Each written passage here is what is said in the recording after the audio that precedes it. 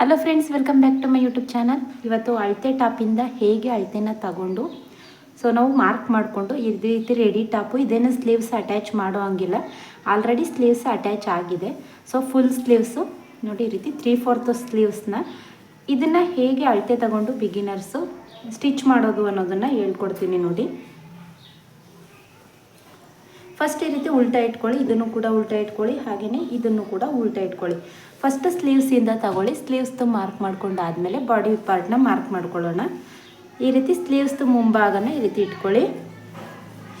ಇಟ್ಕೊಂಡು ಎರಡನ್ನೂ ಕೂಡ ಹೀಗೆ ಅಳತೆ ಹೆಚ್ಚು ಕಡಿಮೆ ಇದೆಯಾ ಅಂತ ನೋಡ್ಕೋಬೇಕು. ಯಾಕೆ ಅಂತ ಅಂದರೆ ಒಂದು ಇಷ್ಟುದ್ದ ಲೆಂತ್ ಇದ್ದು ಇದನ್ನು ತೆಗೆದು ನೀವು ಮುಂದಕ್ಕೆ ಹಾಕಿದ್ರೆ ಲೂಸ್ ಬರುತ್ತೆ. ಅದಕ್ಕೋಸ್ಕರ ಒಂದು ಸ್ವಲ್ಪ ನೋಡಿ, ಈ ರೀತಿ 1 ಇಂಚಲ್ಲಿ ಹೆಚ್ಚು ಕಡಿಮೆ ಇದ್ದರೆ ಯಾವುದೇ ಪ್ರಾಬ್ಲಮ್ ಇಲ್ಲ. ಇನ್ನೂ ಜಾಸ್ತಿ ಹೆಚ್ಚು ಕಡಿಮೆ ಇತ್ತು ಅಂತಂದರೆ ಸ್ವಲ್ಪ ನೋಡಿಕೊಂಡು, ಇಲ್ಲೇನಾದರೂ ಇತ್ತು ಅಂತಂದರೆ ನೋಡ್ಕೊಂಡು ಮಾರ್ಕ್ ಮಾಡ್ಕೊಳ್ಳಿ. ಯಾಕಂತಂದರೆ ಈಗ ಇಲ್ಲಿತ್ತು ಅಂದರೆ ನೀವು ಇಲ್ಲೇ ಅಳತೆ ತಗೋಬೇಕು, ಇದೇನಾದರೂ ಚಿಕ್ಕದಿತ್ತು ಅಂದರೆ. ಅದಕ್ಕೋಸ್ಕರ ನೋಡಿ, ಹೀಗೆ ಇಟ್ಕೊಂಡು ಫಸ್ಟು ಮುಂಭಾಗಕ್ಕೆ ಒಂದು ಮಾರ್ಕ್ ಮಾಡ್ಕೊಳ್ಳಿ. ಇದು ಸೇಮ್ ಅಳತೆ ಇದೆ, ಇದೇನು ಚೇಂಜಸ್ ಇಲ್ಲ. ಇದು ತೋಳಿನ ಮಧ್ಯದಲ್ಲೂ ಕೂಡ ಈ ರೀತಿ ಫೋಲ್ಡಿಂಗ್ ಮಾಡ್ಕೊಳ್ಳಿ. ಫೋಲ್ಡಿಂಗ್ ಮಾಡಿಕೊಂಡು ಇಲ್ಲಿಗೆ ಒಂದು ಮಾರ್ಕ್ ಮಾಡ್ಕೊಳ್ಳಿ. ಇದಾದ ನಂತರ ಭುಜದಿಂದ ನೋಡಿ, ಈ ರೀತಿ ಕರೆಕ್ಟಾಗಿ ಹೀಗೆ ಭುಜದ ಹತ್ರ ಇಟ್ಕೊಳ್ಳಿ. ಭುಜದ ಹತ್ರ ಇಟ್ಕೊಂಡು ಈ ರೀತಿ ಆರ್ಮೋಲ್ವರೆಗೂ ಕೂಡ ಒಂದು ಮಾರ್ಕ್ ಮಾಡ್ಕೊಳ್ಳಿ. ಇದು ಸ್ಲೀವ್ಸ್ದು ಮಾರ್ಕ್ ಮಾಡ್ಕೊಳ್ಳೋದು. ಈ ಕಡೆ ಸೈಡ್ ಹೇಗೆ ಮಾರ್ಕ್ ಮಾಡ್ಕೊಂಡಿದ್ದೀರಾ, ಈ ಕಡೆ ಸೈಡ್ ಕೂಡ ಈ ಸ್ಲೀವ್ಸ್ನ ಇಟ್ಕೊಂಡು ಇದೇ ರೀತಿ ಮಾರ್ಕ್ ಮಾಡ್ಕೋಬೇಕು.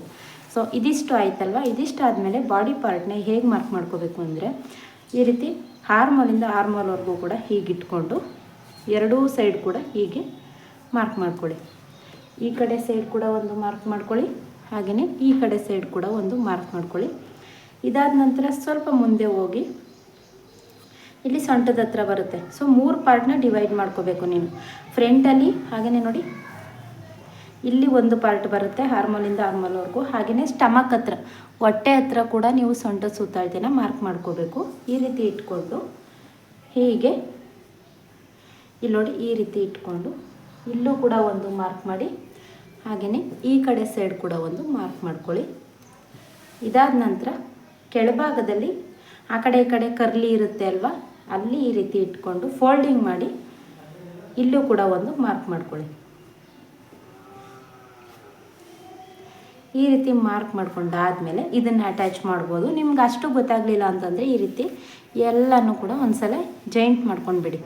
ನಾವು ಎಲ್ಲಿಗೆ ಮಾರ್ಕ್ ಮಾಡ್ಕೊಂಡಿರ್ತೀವಿ ಅಲ್ವಾ, ಅದನ್ನು ಜಾಯಿಂಟ್ ಮಾಡ್ಕೊಳ್ಳಿ. ಆವಾಗ ನಿಮಗೆ ಇದನ್ನು ಸ್ಟಿಚ್ ಮಾಡೋದಕ್ಕೆ ಈಸಿ ಆಗುತ್ತೆ. ಇದಕ್ಕೆ ಇವಾಗ ಸ್ಟಿಚ್ ಹಾಕೋದು ಅಷ್ಟೇ. ಇದನ್ನು ಇವಾಗ ಪೂರ್ತಿಯಾಗಿ ರೆಡಿಯಾಗಿರೋದನ್ನು ನಾವು ಎಲ್ಲಿ ಮಾರ್ಕ್ ಮಾಡ್ಕೊಂಡಿದ್ದೀವಿ ಅಲ್ವಾ, ಅಲ್ಲಿಗೆ ಕರೆಕ್ಟಾಗಿ ಈ ರೀತಿ ನೀಟಾಗಿ ಸ್ಟಿಚ್ ಹಾಕ್ಕೊಳ್ಳಿ. ನೋಡಿ, ಕರೆಕ್ಟಾಗಿ ಮಾರ್ಕಿಂದ ಮಾರ್ಕ್ಗೆ ಸ್ಟ್ರೈಟ್ ಬರೋ ಥರ ಸ್ಟಿಚ್ ಹಾಕ್ಕೊಳ್ತಾ ಹೋದರೆ ನಿಮಗೆ ರೆಡಿಯಾಗಿ ಹೋಗುತ್ತೆ. ತುಂಬಾ ಈಸಿಯಾಗಿ ಮಾಡ್ಬೋದು. ಇದರಲ್ಲಿ ಸ್ಲೀವ್ಸ್ ಅಟ್ಯಾಚ್ ಮಾಡೋದನ್ನು ಕೂಡ ನಾನು ವೀಡಿಯೋ ಮಾಡಿ ಅಪ್ಲೋಡ್ ಮಾಡಿದ್ದೀನಿ. ಯಾರಿಗೆಲ್ಲ ಇಂಟ್ರೆಸ್ಟ್ ಇದೆ ಅಲ್ವಾ, ಅವರು ಹೋಗಿ ನನ್ನ ಚಾನಲ್ನಲ್ಲಿ ಚೆಕ್ ಮಾಡಿ. ಸ್ಲೀವ್ಸ್ ಅಟ್ಯಾಚ್ ಮಾಡೋದು ಪ್ರತಿಯೊಂದನ್ನು ಕೂಡ ಇದರಲ್ಲಿ ಅಪ್ಲೋಡ್ ಮಾಡಿದ್ದೀನಿ.